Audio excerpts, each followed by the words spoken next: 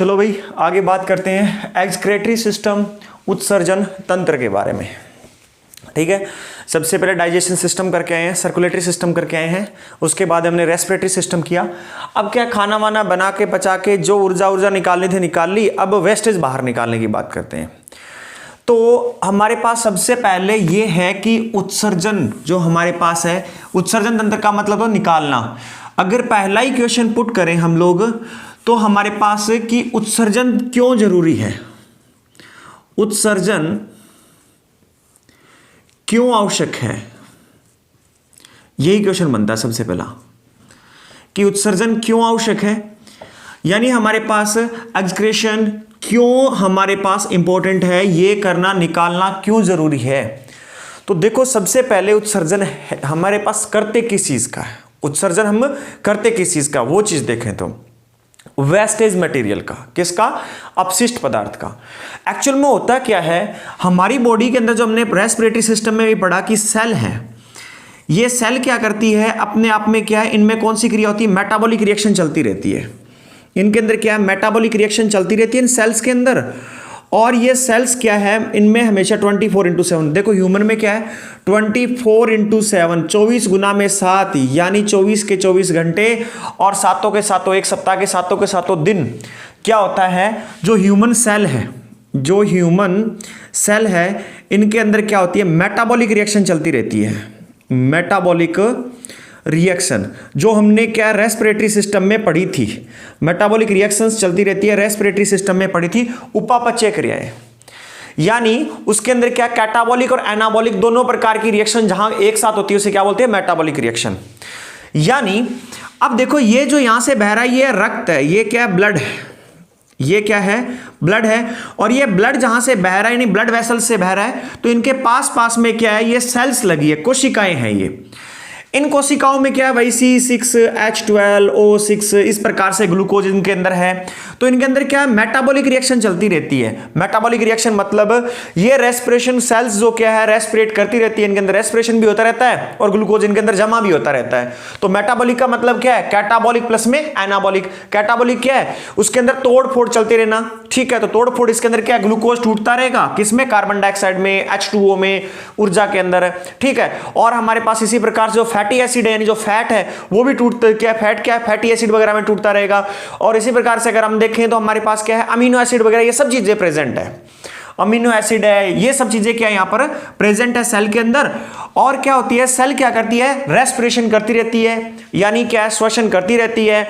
और इनके अंदर और चीजें भी आके जमा होती रहती है, यानी कैटाबॉलिक और एनाबॉलिक दोनों रिएक्शन इनके अंदर चलती रहती है एक साथ। तो जब ये क्या है, अब हम सीधे मुद्दे पे आते हैं, जो सेल्स यानी कोशिकाएं, ह्यूमन सेल या कोई भी सेल है, वो क्या करती है 24/7 मेटाबॉलिक रिएक्शन, उपापचय क्रियाएं चलती रहती है। उस दौरान ऊर्जा उत्सर्जित होती है और साथ के साथ वेस्टेज मटेरियल, साथ के साथ अपशिष्ट पदार्थ यानी वेस्टेज मटेरियल, ये कोशिकाएं करती क्या है, वेस्टेज मटेरियल को ब्लड में डाल देती है। किस में डाल देती है, ब्लड के अंदर डाल देती है। यहां से अगर देखें तो किस में डाल देगी, ये ब्लड के अंदर। जो इन्हें यूज करना वो यूज कर लिया, बाकी जो वेस्टेज है उसको ब्लड के अंदर डाल देगी। तो अब ये क्या है, ब्लड है इस प्रकार से, तो ब्लड क्या हो जाएगा, अगर इसके अंदर उत्सर्जित ना किया जाए, अगर इन चीजों को वेस्टेज मटेरियल को बाहर न निकाला जाए तो होगा क्या, ब्लड तो दूषित हो जाएगा। ब्लड दूषित हो जाएगा तो क्या होगा, अगर ब्लड दूषित हो गया तो व्यक्ति की मृत्यु तक हो सकती है, जहर बन जाएगा उसके अंदर, तो ठीक है, यानी उसका सिस्टम सारे के सारे खराब हो जाएंगे। तो इनको निकालना बहुत जरूरी है, तो इनको वेस्टेज मटेरियल को निकालना बहुत ही जरूरी है। तो इसी कारण से क्या होता है, ये इस प्रकार की क्रिया होती है, इसी कारण इस टॉक्सिक को निकालना बहुत ही जरूरी है। और ये टॉक्सिक पैदा कहां से हुआ, कोशिकाओं के द्वारा।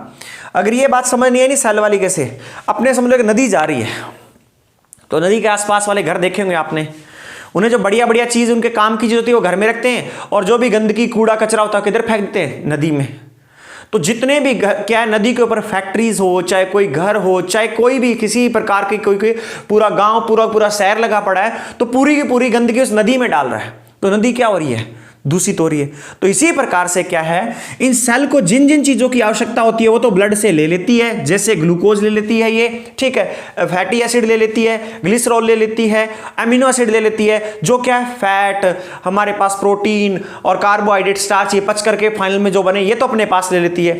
वेस्टेज मटेरियल के रूप में क्या करती है, कार्बन डाइऑक्साइड छोड़ देती है, और क्या छोड़ देती है, यूरिया छोड़ देती है, और क्या छोड़ देती है, ये सेल अपने आप में काम करके अमोनिया डाल देती है इसके अंदर, और क्या है, यूरिक एसिड, और क्या है, तो ये कई प्रकार के लवण, इस प्रकार से ये सब चीजें क्या ब्लड के अंदर ये डाल देती है यहां से, और ब्लड क्या है इस प्रकार से इसमें बह रहा है, नदी के रूप में ही बह रहा है, ये समझ लो नलिकाओं में। तो अब अगर इस ब्लड में से ये चीजें ना निकाली गई तो अंदर क्या हो जाएगा, बहुत बड़ा क्या है, टॉक्सिक जहर पैदा हो जाएगा, जिससे व्यक्ति की मृत्यु तक हो सकती है। तो इसीलिए क्या है, उत्सर्जन आवश्यक है। सबसे पहले मैंने एक ही जो क्या है, ये आपको परिभाषा जो है उसको मैंने आपको क्या एक्सप्लेन किया कि उत्सर्जन क्यों आवश्यक है, ये बोला है मैंने अभी तक, इसके बारे में बताया उत्सर्जन क्यों आवश्यक है, सिर्फ इतने की मैंने आपको डेफिनेशन क्लियर करवाई है, ठीक है। अब इसको क्या थोड़ा सा सिक्वेंसली बात करते हैं। उत्सर्जन आवश्यक इसलिए तो ये हमारे पास पैदा कैसे हुआ, क्या क्या पैदा होता है, अगर ये बात करें तो देखो, जब क्या है मेटाबॉलिक रिएक्शन चल रही है, मेटाबॉलिक रिएक्शन के दौरान यानी उपापाचय क्रिया के दौरान होता क्या है, नाइट्रोजन अपशिष्ट, नाइट्रोजन वेस्टेज मटेरियल, मेटाबॉलिक के दौरान नाइट्रोजन वेस्टेज मटेरियल, नंबर 2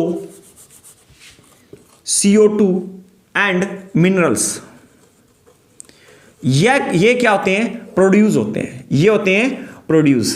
तो कहने का मतलब जब हमारे पास ये कोशिकाएं मेटाबॉलिक रिएक्शन करती रहती 24 गुना में 7 समय तक, तो क्या होता है कि नाइट्रोजन वेस्टेज मटेरियल, या इसे हिंदी में लिखें तो नाइट्रोजन अपशिष्ट, नाइट्रोजन अपशिष्ट, नाइट्रोजन अपशिष्ट, और क्या है CO2, और क्या है लवण, ये क्या है पैदा होते रहते हैं। तो इनको क्या है, ये इकट्ठे होते हैं, ब्लड में मिक्स होते हैं, इनको निकालना जरूरी है।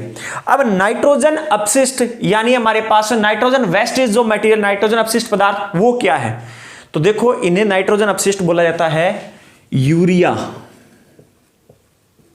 Coma ammonia, comma uric acid, इन तीनों को नाइट्रोजन अपशिष्ट बोला जाता है।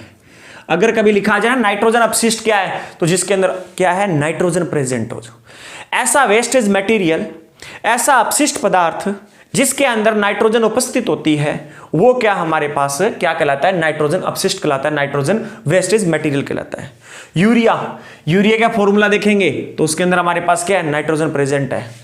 अमोनिया, अमोनिया का फॉर्मूला देखेंगे तो उसके अंदर क्या नाइट्रोजन प्रेजेंट है। यूरिक एसिड, यूरिक एसिड का फॉर्मूला देखेंगे तो इसमें क्या है, हमारे पास इसके अंदर भी नाइट्रोजन प्रेजेंट है। तो इसलिए इन तीनों को क्या मेनली नाइट्रोजन अपशिष्ट यानी नाइट्रोजन अपशिष्ट पदार्थ यानी नाइट्रोजन वेस्टेज मटेरियल कहा जाता है। और श्वसन के दौरान हम क्या छोड़ते हैं, CO2 छोड़ते हैं, तो ये भी क्या एक अपशिष्ट पदार्थ है। और अनदर मिनरल्स जैसे सॉल्ट वगैरह, मिनरल्स यानी जो भी क्या लवण वगैरह है। अब ये लवण वाली बात समझ नहीं आई, चलो हमने वो तो समझ ली, लवण वाला कैसे सर, गर्मी का महीना चल रहा है, आपने देखा होगा कि क्या थोड़ी सी दूर बाहर गए, वैसे तो मेरे ही पसीने देख रहे हो आप लोग, थोड़ी सी दूर के लिए आप क्या बाहर गए, पसीना आया, शर्ट को लाके घर पे सुखा दिया, तो शर्ट के अंदर आपने देखा होगा कई बार शर्ट के अंदर व्हाइट कलर के इस प्रकार से चकदे बन जाते हैं। वो चकदे जो होते हैं ना, व्हाइट कलर के सर्कल जो होते हैं ना, वो होता है हमारी बॉडी के अंदर जो सॉल्ट था वो with the help of sweat, किसकी सहायता से, पसीने की सहायता से बाहर आ गया और वो शर्ट पे जमा हो गया। देखो अगर सिर्फ और सिर्फ पसीने की सहायता से पानी बाहर आता है, अगर सिर्फ और सिर्फ जल बाहर आता है तो वो तो जैसे धूप में रखा सूख गई, कोई दिक्कत नहीं है। परंतु अगर इसके साथ साथ क्या है, स्वेट के साथ साथ में सॉल्ट भी आते हैं, तो वो क्या इस प्रकार से सर्कल में, इस प्रकार से राउंड सर्कल या लाइनों में क्या है जमा हो जाएंगे। तो आप किसी गरीब के कपड़े देखना आज के टाइम में गर्मियों में, ठीक है, अब जब वो क्या है एक दिन जाएगा नहीं धोता है ना, और दूसरे दिन वही कपड़े पहन के आता है दिहाड़ी मजदूरी पे, तो उसके देखना यहाँ पर व्हाइट कलर में नजर आएगा आपको, यहाँ और यहाँ पर व्हाइट कलर में नजर आएगा। वो क्या है, सॉल्ट्स है, वो क्या है, सॉल्ट्स हैं। वो कैसे आए, वो ऐसे आए जी, उसकी बॉडी के अंदर थे, वो स्वेट के थ्रू क्या है, बाहर आ चुके हैं। किसके थ्रू आ चुके हैं, स्वेट के थ्रू बाहर आ चुके हैं। तो यहां तक बात क्लियर हुई। ये है अपने पास है, जो अब तक हमने बात की है यहां पर, ये अपने पास है कि उत्सर्जन क्यों आवश्यक है और उत्सर्जन के समय क्या क्या चीजें यहां पर होती है। अब क्या है, आप लोग थोड़ा सा लिख लें, वैसे पीपीटी में तो लिखा होगा, परंतु स्टार्टिंग में जो मैंने लिखवाया है इसको थोड़ा सा लिख लें। इसको आप लोग लिखना शुरू करें, लिखना शुरू कीजिए। उत्सर्जन क्यों आवश्यक है, लिखिए। जीवों के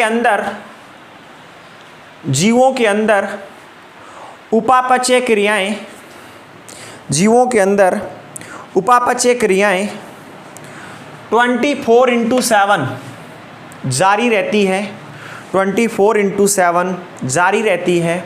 इंग्लिश वाला कोई लिख रहा है तो इसके अंदर ये है कि हम बात कर सकते हैं, जो ऑर्गेनिजम्स है उनके अंदर मेटाबॉलिक रिएक्शन जो है वो क्या 24/7 क्या है, चलती रहती है। 24/7 क्या कंटिन्यू रहती है। जिस दौरान कोशिकाएं कुछ अपशिष्ट पदार्थों को उत्पन्न करती है, जिस दौरान कोशिकाएं कुछ अपशिष्ट पदार्थों को उत्पन्न करती है, यानी ड्यूरिंग दैट टाइम, उस समय क्या करती है, सम टाइप ऑफ सेल्स, कुछ प्रकार की कोशिकाएं क्या करती है, वेस्टेज मटेरियल को प्रोड्यूस करती है। During that time some type of cells produce wastage material. During this time, at that time some cells produce wastage material like is, जैसे कि नाइट्रोजन वेस्टेज मटेरियल, जैसे कि नाइट्रोजन वेस्टेज मटेरियल, हिंदी और लिखिए, जैसे कि नाइट्रोजन अपशिष्ट, ब्रैकेट में लिख लीजिए, नाइट्रोजन अपशिष्ट को ब्रैकेट में लिख लीजिए, urea, ammonia, uric acid, urea, ammonia, uric acid, जैसे कि या like is urea, ammonia, uric acid, ठीक है, कोमा, बंद कर दीजिए, ब्रैकेट को क्लोज कर दीजिए, नाइट्रोजन अपशिष्ट में ब्रैकेट को क्लोज कर दीजिए, कोमा, CO2 यानी carbon dioxide, and some type of minerals, यानी कार्बन डाइऑक्साइड व कुछ प्रकार के लवण, कार्बन डाइऑक्साइड व कुछ प्रकार के लवण, ठीक है, फुल स्टॉप लगाइए। इन सभी अपशिष्ट पदार्थों को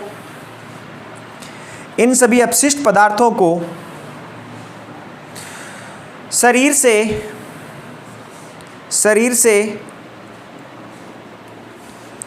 एक मिनट रुको, इसको ये लिखो। इन सभी अपशिष्ट पदार्थों को कोशिकाएं, इन सभी अपशिष्ट पदार्थों को शरीर से काट देना, इन सभी अपशिष्ट पदार्थों को कोशिकाएं रक्त में डाल देती है, यानी this type of wastage material, इनको सेल्स क्या कर देती है, किसके अंदर पुट कर देती है, किसके अंदर डाल देती है, किसमें, ब्लड के अंदर डाल देती है, ठीक है, ब्लड के अंदर डाल देती है। फुल स्टॉप लगाइए, आगे लिखना शुरू कीजिए नए पैराग्राफ में। यदि यह अपशिष्ट पदार्थ अधिक समय तक रक्त में रहते हैं, यदि यह अपशिष्ट पदार्थ अधिक समय तक रक्त में रहते हैं तो शरीर को नुकसान पहुंचाते हैं, यानी बॉडी को क्या करेंगे, अगर these type of wastage material long term तक ब्लड में प्रेजेंट रहेंगे, these type of wastage material जो है लॉन्ग टर्म तक ब्लड में प्रेजेंट रहेंगे तो क्या करेंगे, हार्मफुल रहेंगे, किसके लिए, बॉडी के लिए, या टॉक्सिक बन जाएगा, जहर बन जाएगा, तो हार्मफुल है ये, ठीक है। इसी कारण इन पदार्थों को शरीर से निकालना अति आवश्यक है। इसी कारण इन पदार्थों को शरीर से निकालना अति आवश्यक है, यानी जो this type of material, this type of wastage material है, इट इज नेसेसरी, हमारे पास ये क्या आवश्यक है, कहां से, बॉडी से रिमूव करना, इसको क्या बॉडी से रिमूव करना नेसेसरी है, यानी क्या है, आवश्यक है, इस चीज का ध्यान रखें। और लिखिए, इसीलिए ह्यूमन बॉडी या मानव शरीर समय समय पर, इसीलिए ह्यूमन बॉडी यानी मानव शरीर समय समय पर भिन्न भिन्न अंगों से, समय समय पर भिन्न भिन्न अंगों से इन पदार्थों को उत्सर्जित करता रहता है। समय समय पर भिन्न भिन्न अंगों से इन पदार्थों को उत्सर्जित करता रहता है। यानी human body with the help of different different types of organs क्या करते रहते हैं, टाइम टू टाइम क्या है, दिस वेस्टेज मटेरियल को बॉडी से क्या है, एक्सक्रीट करती रहती है। ठीक है, यानी human body different different types of organs की with the help of different different types of organs से टाइम टू टाइम क्या करती है, बॉडी से इन दिस वेस्टेज मटेरियल को एक्सक्रीट करती रहती है।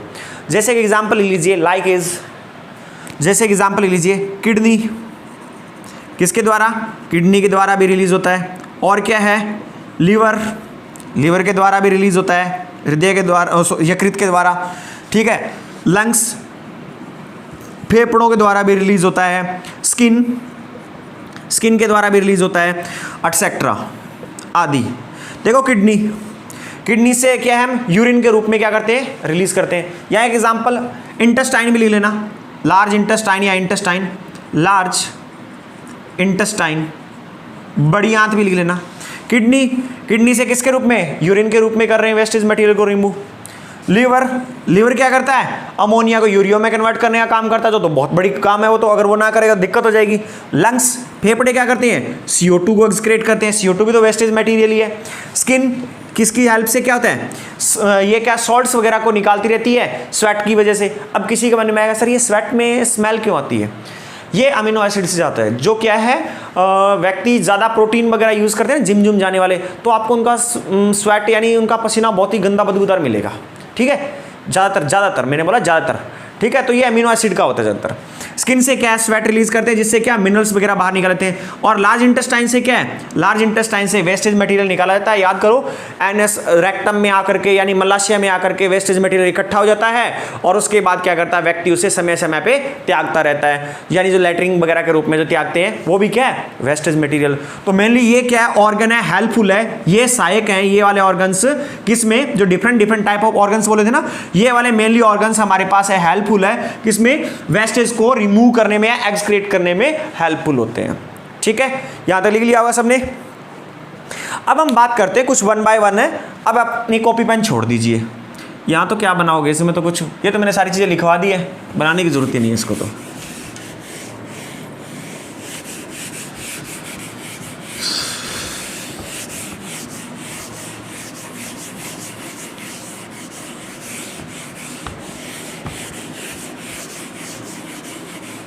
यहाँ तो हमने एग्जाम्पल लिखे हैं, ये खाली बताया मैंने किडनी वगैरह, आगे हम ये भी देखेंगे कि किडनी से क्या रिलीज हो रहा है। ये वन बाय वन हम उनको लिखना शुरू करेंगे। अब देखो हम कुछ चीज़ों के बारे में पढ़ लेते हैं भाई। जो नाइट्रोजन अपशिष्ट पदार्थ जो थे ना हमारे पास, नाइट्रोजन अपशिष्ट जो थे उनके बारे में हमें पढ़ना पड़ेगा। जैसे कि अमोनिया, हम 3 के बारे में कंपेरिजन कर लेते हैं, बस हमें 3 से ही मतलब है। अमोनिया,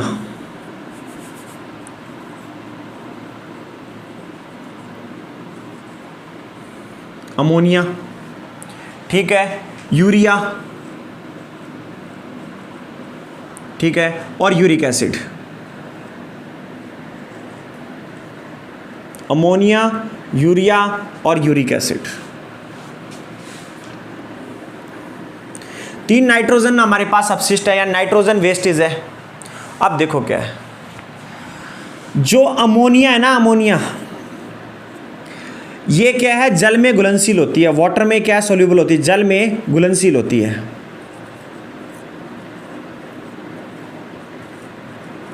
ये क्या है, जल में घुलनशील होती है।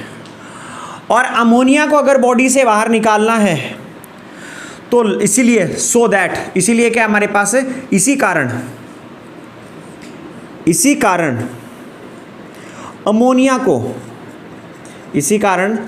अमोनिया को बॉडी में से निकालने के लिए या एक्सक्रीट करने के लिए, बॉडी में से निकालने के लिए अधिक जल की आवश्यकता होती है, अधिक जल की आवश्यकता होती है। इस चीज़ का ध्यान रखना।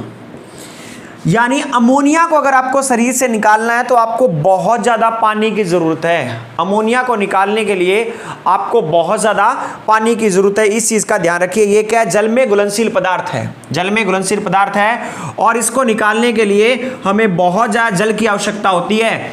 इसीलिए क्या करते हैं, क्या ह्यूमन इतनी आवश्यकता होती है इसके लिए कि सारा दिन हम कम से कम 50 लीटर 60 लीटर पानी पिए तब जाके अमोनिया रिलीज बाहर हो पाएगी। तो होता क्या है, इसीलिए ये स्थलचर प्राणियों में, यानी जो क्या है लैंड पर रहने वाले जीव है, जो क्या धरती पे रहने वाले जो जीव ऑर्गेनिजम्स हैं, वो अमोनिया बहुत ही कम त्यागते हैं। तो अमोनिया को रिलीज कौन, अमोनिया के रूप में वेस्टेज मटेरियल को कौन त्यागता है? अमोनिया के रूप में वेस्टेज मटेरियल को त्यागते हैं एक्वेटिक एनिमल्स या एक्वेटिक ऑर्गेनिजम्स, यानी जलीय जीव। कौन? जलीय जीव। इसीलिए क्या है, इसीलिए जलीय जीव अमोनिया के रूप में अपशिष्ट पदार्थों को निकालते हैं। फिर से सुन लीजिए, अमोनिया जल में घुलनशील पदार्थ है। कैसा है? जल में घुलनशील पदार्थ है, परंतु इसको निकालने के लिए बहुत अधिक जल की आवश्यकता पड़ती है। थोड़ी सी अमोनिया निकालने के लिए बहुत ज़्यादा जल की रिक्वायरमेंट है। तो भाई इतना जल ये है कि ह्यूमन या हमारे पास जो एनिमल, जो हमारे पास क्या गाय भैंस घोड़े ये हैं, इतना पानी तो ये पीते नहीं है। इनके ऊपर टैंक रखना पड़ेगा कम से कम क्या है 1500 लीटर का, तब जाके काम चलेगा। ठीक है, ऐसा तो हम कर नहीं सकते। ह्यूमन को अपने ऊपर क्या है 50 लीटर का 60 लीटर का यहाँ पर टैंक लगा रखा है और अमोनिया के रूप में त्यागता जा रहा है, तब तो चले बात बने, पानी पीता जाएगा त्यागता जाएगा। तो जो अमोनिया होती है, इसीलिए क्या जो नेचर जो बनाया गया है, या कहते हैं ना कि जो हमारे पास प्रकृति जो बनी है, जिस प्रकार से अडप्ट हुई है, यानी माहौल को देख करके, यानी जैसा वहाँ का वातावरण होता है उसी के आधार पर व्यक्ति कार्य करने या उसकी क्या किसी भी जीव का जो बॉडी है काम करना शुरू कर देती है। तो जो क्या है जल में रहते हैं जीव, उनके पास जल बहुत होता है, पानी बहुत होता है उनके पास, तो वो क्या पानी पीते रहते हैं और अमोनिया के रूप में त्यागते रहते हैं। तो जो अमोनिया के रूप में त्यागते हैं वो त्यागते हैं जलीय जीव। इसका एग्जाम्पल क्या है? अमोनिया के रूप में कौन त्यागता है? जलीय जीव त्यागते हैं। परंतु स्थलीय जीव, यानी जो हमारे पास जो लैंड बेस्ड जो एनिमल्स या ऑर्गेनिजम्स होते हैं, यानी जो स्थल पर रहने वाले जो जीव होते हैं, वो अमोनिया के रूप में नहीं त्याग सकते। क्यों? उनके पास पानी की कमी है। तो उनकी बॉडी क्या ऑलरेडी अडप्ट, वो क्या है नए स्ट्रक्चर में ढल गई, नए स्ट्रक्चर के अंदर ढल गई। इस चीज़ का ध्यान रखना है। या जो भी मानो कि भगवान जी ने क्या है वैसा करके ही हमें उस प्रकार से बनाया। अब ऐसा है कि अमोनिया तो पैदा होगी भाई, ह्यूमन के अंदर होती है अमोनिया तो पैदा, परंतु अमोनिया एक चीज़ और, अमोनिया बहुत ज़्यादा हाई टॉक्सिक होती है, हाई टॉक्सिक होती है, यानी अति जहरीली होती है, बहुत ज़्यादा जहरीली होती है। अब बात करते हैं हम यूरिया की। अब यूरिया क्या होता है? ये जो अधिकतर मात्रा में यूरिया के रूप में जो त्यागते हैं वो कैसे है? Land based organism. देखो जल में घुलनशील तो ये भी है, उसके कंपैरिजन में कम, और ये क्या लेस टॉक्सिक है, लेस टॉक्सिक, कम जहरीली है ये। और इसको कौन रिलीज करता है? लैंड बेस्ड ऑर्गेनिज्म, यानी धरती पर रहने वाले जीव। कौन? धरती पर रहने वाले जीव। क्यों? क्योंकि इसे रिलीज करने के लिए लेस वाटर रिक्वायर्ड है, लेस वाटर रिक्वायर्ड, यानी कम पानी की आवश्यकता होती है इसे रिलीज करने के लिए, यानी कम पानी की आवश्यकता होती है। कैसी? कम पानी की आवश्यकता होती है, और ये जहरीली भी कम होती है। इसी कारण कम पानी से ये रिलीज होती है। तो किसको? लैंड बेस्ड या ऑर्गेनिजम्स, यानी जो जीव होते हैं अधिकतर, मेनली बोला है मैंने, इसमें यूरिक एसिड वाले भी आएंगे, ठीक है, पिजन वगैरह जो उनके बारे में बात करेंगे। पर जो अधिकतर जीव क्या लैंड बेस्ड होते हैं, यानी जो धरती स्थल पर रहने वाले जीव होते हैं, वो यूरिया के रूप में क्या रिलीज करते हैं। क्यों? क्योंकि इसमें कम जल की आवश्यकता होती है, कम जल की आवश्यकता होती है। अब देखो इसी कारण क्या है, जो अधिकतर जीव है उनके अंदर देखो अमोनिया बनेगा तो सही से बनेगा, तो अमोनिया ही भाई, अमोनिया भी बनेगा, यूरिया भी बनेगा और यूरिक एसिड भी बनेगा। तो अब यूरिया तो जो बन रखा है उसको तो हमने वैसे त्याग दिया, अमोनिया कैसे त्यागें? तो ह्यूमन के अंदर देखा जाए तो एक लीवर होता है, लीवर, यकृत, डाइजेशन सिस्टम में हमने पढ़ा था, लीवर का काम क्या होता है? लीवर का काम होता है यूरिया, अमोनिया को यूरिया में कन्वर्ट करना, अमोनिया को यूरिया में कन्वर्ट करना। ऑर्निथिन साइकिल, ऑर्निथिन साइकिल याद है, ऑर्निथिन चक्र। यूरिया को अमोनिया में अमोनिया को यूरिया में कन्वर्ट कर देता है। जो हमारी बॉडी में सेल ने अमोनिया के रूप में छोड़ा था, तो ब्लड जैसे ही क्या है, ब्लड में डाल दिया, जैसे ही ब्लड लिवर में से गुजरा, लिवर में से गुजरता है जैसे ही ब्लड, तो उसमें होता क्या है, वो उस अमोनिया को चुन चुन के किस में कन्वर्ट करता रहता है? यूरिया के अंदर कन्वर्ट करता रहता है। किसके अंदर कन्वर्ट करता रहता है? यूरिया के अंदर कन्वर्ट करता रहता है। और बहुत ही कम मात्रा क्या है, अमोनिया की बचती है हमारे ब्लड में, जो क्या है, थोड़े पानी के साथ निकल जाती है, यूरिन में निकल जाती है। और अधिकतर क्या होती है? यूरिया। तो यूरिन के अंदर सबसे अधिकतर मात्रा यूरिया की भी तो होती है। अमोनिया से तो वैसे जल की होती है, पर तो अमोनिया से ज़्यादा क्या होती है? यूरिया। अमोनिया बहुत ही कम मात्रा में होती है, बस उससे क्या स्मेल जो क्या है, स्मेल आती है ना यूरिन के अंदर, वो वाली, बस उतनी सी हेल्प करने के लिए होती है। अधिकतर जो क्या होता है, ह्यूमन या हमारे पास ज़्यादातर, जैसे हमारे पास गाय भैंस घोड़े ये हैं, जो ये यूरिन त्यागते हैं, उसके अंदर यूरिया होती है, अमोनिया बहुत ही कम मात्रा में होती है। यूरिया के रूप में कैसे? क्योंकि इनके बॉडी में होता है लीवर, और लीवर ने क्या कर दिया, लीवर ने एक काम किया, जो अमोनिया थी उसको यूरिया में कन्वर्ट कर दिया। क्यों कर दिया जी? क्योंकि ह्यूमन या हमारे पास लैंड बेस्ड एनिमल्स जितने भी होते हैं या ऑर्गेनिज्म जितने भी होते हैं, उनके पास क्या होता है, पानी की मात्रा उनकी बॉडी में कम होती है, और लेस वाटर इसलिए रिक्वायर्ड होता है। यूरिया को कम पानी से भी निकाल सकते हैं, और उतनी अमोनिया को निकालने में इसका लगभग 5 से 10 गुना पानी लगेगा। अगर इतनी सी यूरिया या 5 ग्राम 2 ग्राम यूरिया बाहर निकालनी है, मान लो एग्जांपल दे रहा हूं, मान लो हमने 2 लीटर पानी का यूज किया, तो इस क्या है, 5 ग्राम को निकालने के लिए यहाँ पे 25 लीटर पानी की भी जरूरत पड़ सकती है। ठीक है, तो इसलिए पानी की कम मात्रा लगती है, इसलिए हमारे पास इजिली, और क्या है, लेस टॉक्सिक है, और क्या है, लेस टॉक्सिक है। और कौन रिलीज करता है? Land based organisms. अभी नोट ना करें, सब चीजें मिलेगी आप लोगों को। जो यूरिक एसिड है, ये क्या है, ये भी लेस टॉक्सिक होता है, परंतु इसको कौन त्यागते हैं?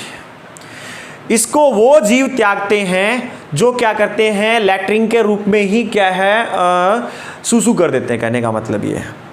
ठीक है, जो क्या है, अब क्या होता है, जो क्या है, पेशाब और लैट्रिन एक साथ कॉमन ही करते हैं, वो क्या इस प्रकार के जीव है, यूरिक एसिड के रूप में जो त्यागते हैं ना, वो पेस्ट के रूप में त्यागते हैं। पेस्ट जो ना टूथपेस्ट टाइप में होता है ना, उस प्रकार से गाढ़ा गाढ़ा सा, तो वैसा गाढ़ा गाढ़ा जिसमें पानी भरा हो। जैसे आपने देखा होगा कबूतर, पिजन देखा, पिजन क्या करता है, जब ऊपर से ये पक्षी करते हैं, ज़्यादातर ये क्या करते हैं, यूरिक एसिड के रूप में कौन रिलीज करते हैं, जो पक्षी होते हैं वो करते हैं, और अमोनिया के रूप में जैसे फिश वगैरह ये करते हैं। और ये हमारे पास यूरिया के रूप में कौन से, ह्यूमन हो गए, और गाय भैंस घोड़ा गधा जो भी है ये हो गए, और वो क्या है, पक्षी वर्क करता ज़्यादातर। अब होता क्या है, आपने देखा होगा कि जब कोई वहाँ से पिजन ऊपर से उड़ रहा है, कहीं पे ऊपर है, तो एकदम से क्या कर देगा, वो जो कहते हैं ना कि पोटी कर देगा, तो वो उसमें क्या पानी की मात्रा भी बहुत ज़्यादा होती है। वो नहीं है कि जिस प्रकार से क्या है गाय भैंस करते इस प्रकार से नहीं, वो पोटी ऐसी कर देगा जो क्या है, पेस्ट के रूप में सी होगी। ठीक है, जो टूथपेस्ट वाला था ना, वैसे बस पेस्ट के रूप में सी होगी। उसी के अंदर क्या होगा, उसका यूरिन मिला होगा, और वही उसका क्या है, लैट्रिन है। तो उसके लिए कोई अलग से ऑर्गन नहीं है वहाँ पर। ठीक है, वो उसके लिए कोई अलग से ऑर्गन नहीं है पेशाब वगैरह करने के लिए, वही ऑर्गन है, उसी के साथ में क्या है, वो पोटी वगैरह कर देता है, पोटी के साथ में क्या है, उसका यूरिन आ जाता है। तो ये किस में है, ये आ गया यूरिक एसिड। यूरिक एसिड को क्या है, इस फॉर्म से क्या है, यूरिक एसिड कौन रिलीज करते हैं, पक्षी वर्ग। कौन करते हैं, पक्षी वर्ग। अब देखो, जो अमोनिया रिलीज कर जाते हैं अमोनियोटैलिक कहते हैं, जो यूरिया रिलीज करते हैं जो हमारे पास ऑर्गेनिज्म जीव यूरियोटैलिक, जो यूरिक एसिड करते हैं वो कहलाते हैं यूरिका टैलिक, वो कहलाते हैं यूरिका टैलिक। ये वाली बात फिर से रिपीट कर देता हूँ पूरी बात। जो हम बात कर रहे हैं नाइट्रोजन अपशिष्ट की, नाइट्रोजन अपशिष्ट की, कि नाइट्रोजन अपशिष्ट यानी जिसके अंदर नाइट्रोजन उपस्थित है, अमोनिया के अंदर भी है, यूरिया के अंदर भी है, और यूरिक एसिड के अंदर भी है। तो अमोनिया को रिलीज करने के लिए बहुत अधिक जल की आवश्यकता पड़ती है, और यह हाई टॉक्सिक होती है, इसलिए इसको वो रिलीज करते हैं, कौन से, जलीय जीव रिलीज करते हैं इसको।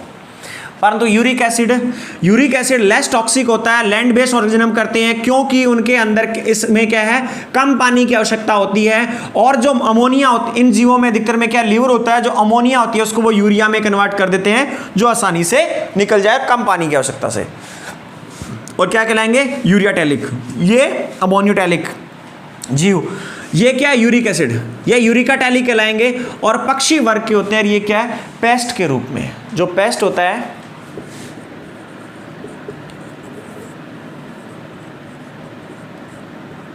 जो पेस्ट होता है उसके रूप में क्या करते हैं, ये त्यागते हैं, एक्सक्रीट करते हैं। तो ये चीज अपने पास है यहां पर, ये ठीक है। ये क्या थे अपने पास है, नाइट्रोजन बेस है। अब इनको फटाफट सामने से नोट कर लें स्पीड से।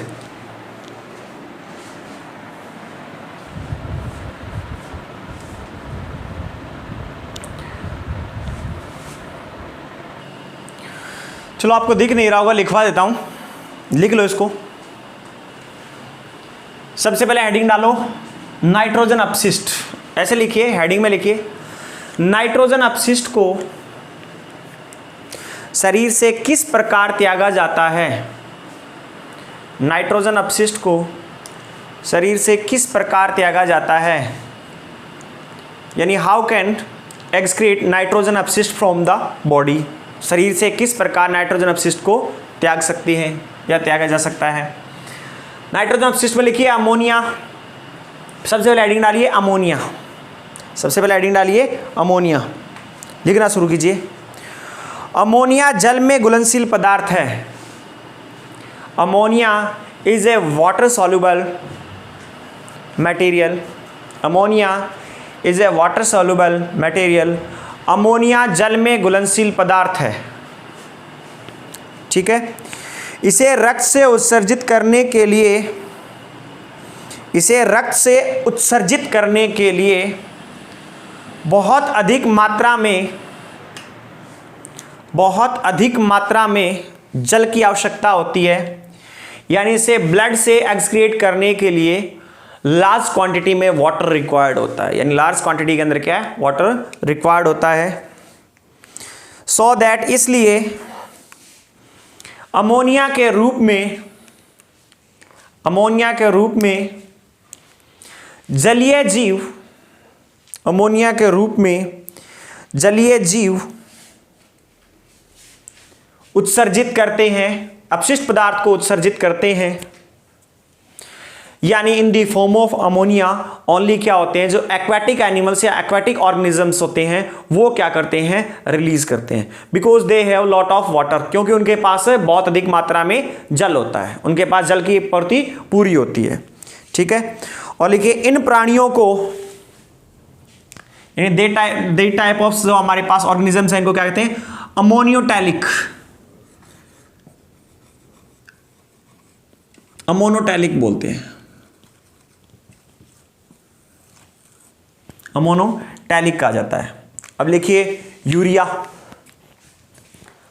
और हाँ, इसमें एक और अमोनिया क्या है हमारे पास है, हाइटॉक्सिक, अति जहरीला पदार्थ भी है ये, सो हार्मफुल भी है। इसलिए क्या है, इसलिए ज़्यादा वाटर की भी जरूरत पड़ती है, ताकि ज़्यादा पानी होगा तो उसमें घुलनशील होगा। देखो एक बात हो, एक तो जहर को इतनी सी गिलास में डालना, इतनी सी एक गिलास पानी में डालना 5 बूंद, एक वही क्या करना, वही 5 बूंद 5 बाल्टी में डाल देना, तो फर्क तो पड़ेगा भाई, ऑब्वियस सी बात है, डिस्ट्रीब्यूट हो जाएगा ना वही वाला, ठीक है। अब लिखिए हमारे पास यूरिया, इसके बारे में लिखिए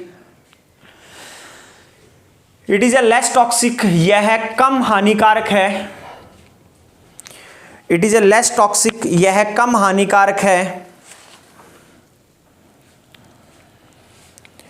और इसे उत्सर्जित करना भी आसान है, यानी एक्सक्रीट करना इजी है, यानी इसे उत्सर्जित करना भी आसान है, क्योंकि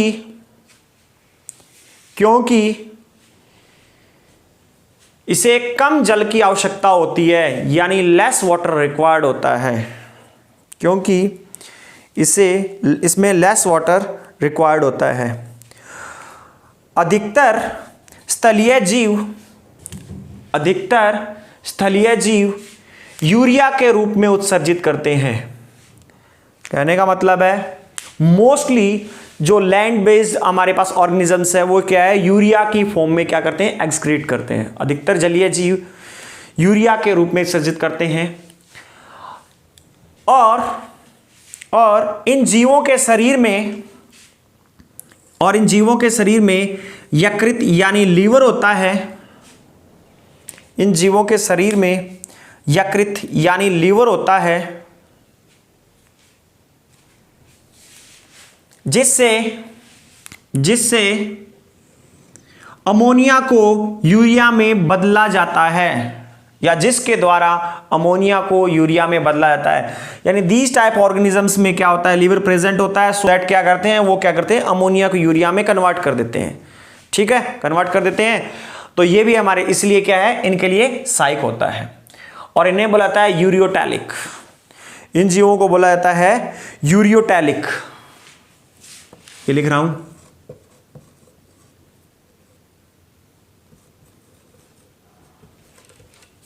यूरियोटैलिक। अब ये नहीं कि लीवर इनके अंदर, ये लीवर तो फिश के अंदर भी होता है, परंतु उनका उतना फंक्शन करने की जरूरत नहीं है। उनके पास लॉट ऑफ वाटर है, तो सबसे पहले अमोनिया में ही क्या है, उत्सर्जित किया जाता था।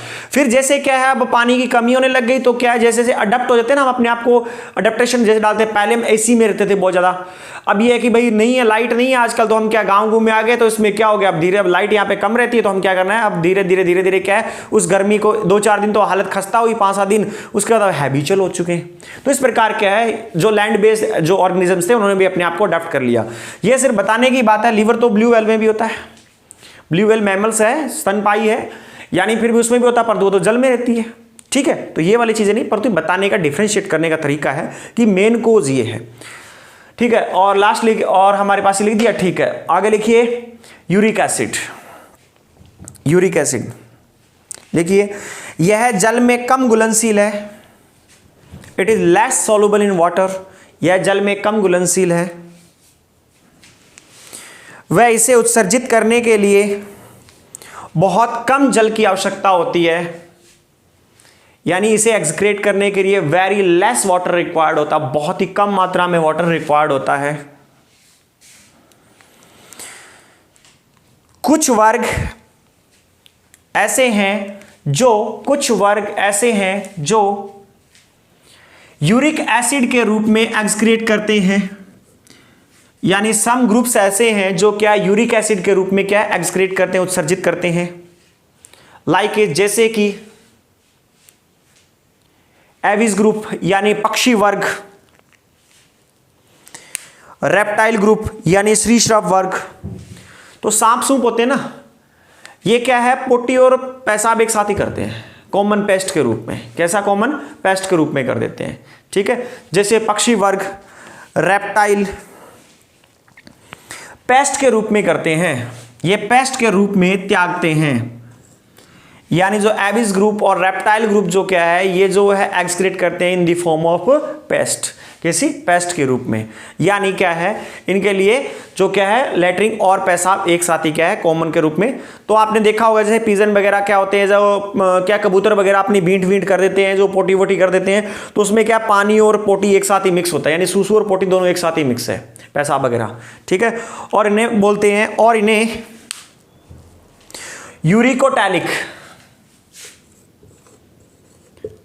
यूरिकोटैलिक कहा जाता है, और इन्हें यूरिकोटैलिक कहा जाता है, और इन्हें यूरिकोटैलिक कहा जाता है। तो हमने क्या है, अब तक सिंपल इसकी डेफिनेशन पढ़ी है, और इसके बारे में नाइट्रोजन अपशिष्ट क्या है पढ़े हैं। थोड़ा बोरिंग जरूर हो सकता है, परंतु ध्यान रखिए मोस्ट इंपॉर्टेंट है। बहुत बार यहां से क्वेश्चन बन जाते हैं, तो इनको थोड़ा सा दिल लगा करके पढ़ना पड़ेगा। बाकी आपको पीडीएफ में भी ये मिलेगा। ठीक है, बाकी करते हैं नेक्स्ट लेक्चर में।